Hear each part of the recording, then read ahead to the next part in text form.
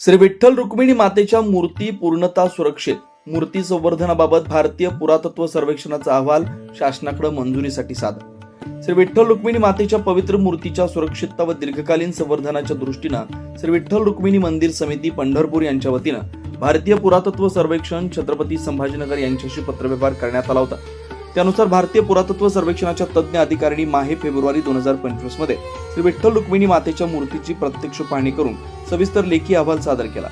भारतीय पुरातत्व सर्वेक्षणाकडून प्राप्त झालेल्या या अहवालात श्री विठ्ठल रुक्मिणी मंदिरे समितीची मंजुरी घेऊन पुढील आवश्यक कार्यवाहीसाठी सदर अहवाल शासनाकडे मंजुरीसाठी सादर करण्यात आला असल्याची माहिती मंदिर समितीचे सहअध्यक्ष गहिनीनाथ महाराज औसेकर यांनी दिली.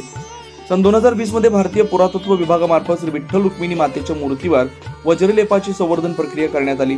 सध्या दोन्ही मूर्ती पूर्णतः सुरक्षित स्थितीत आहेत. तथापि भविष्यात मूर्तीची कोणतीही झीज अथवा नुकसान होऊ नये या उद्देशाने भारतीय पुरातत्व सर्वेक्षणानं सुचवलेल्या प्रतिबंधात्मक उपाययोजना शासनाच्या मंजुरीनंतर त्यांच्या मार्गदर्शनाखाली राबवण्यात येणार आहेत.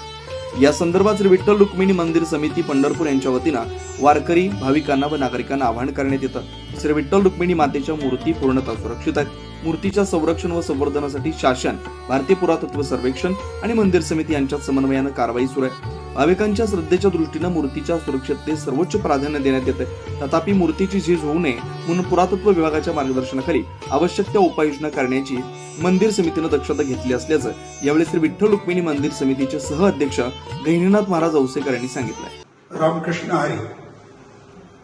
श्री विठ्ठलाची व माता रुक्मिणीची मूर्ती ही पूर्णतः सुरक्षित आहे. माहे 2025 फेब्रुवारी महिन्यात भारतीय पुरातत्व विभागाचे अधिकारी श्री क्षेत्र पंढरपूरला येऊन दोन्ही मूर्तीची त्यांनी पाहणी केली. त्याचा अहवाल त्यांनी मंदिरे समितीला सादर केला आणि मंदिरे समितीने महाराष्ट्र शासनाकडे मंजुरीसाठी तो अहवाल पाठवून दिलेला आहे. निश्चितच तो अहवाल लवकरातल्या लवकर येईल आणि तो अहवाल आल्यानंतर मूर्ती संवर्धन व सुरक्षित दीर्घकाळ कशी राहील यासाठी त्यानुसार त्याची उपाययोजना केली जातील.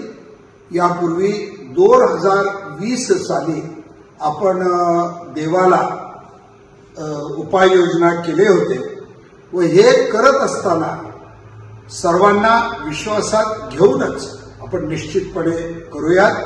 आणि मंदिर समितीचं सर्वात पहिलं प्राधान्य या मूर्ती संवर्धन व सुरक्षिततेचं आहे. याची आपण कसल्याच प्रकारे काळजी करू नये. रामकृष्ण हरी.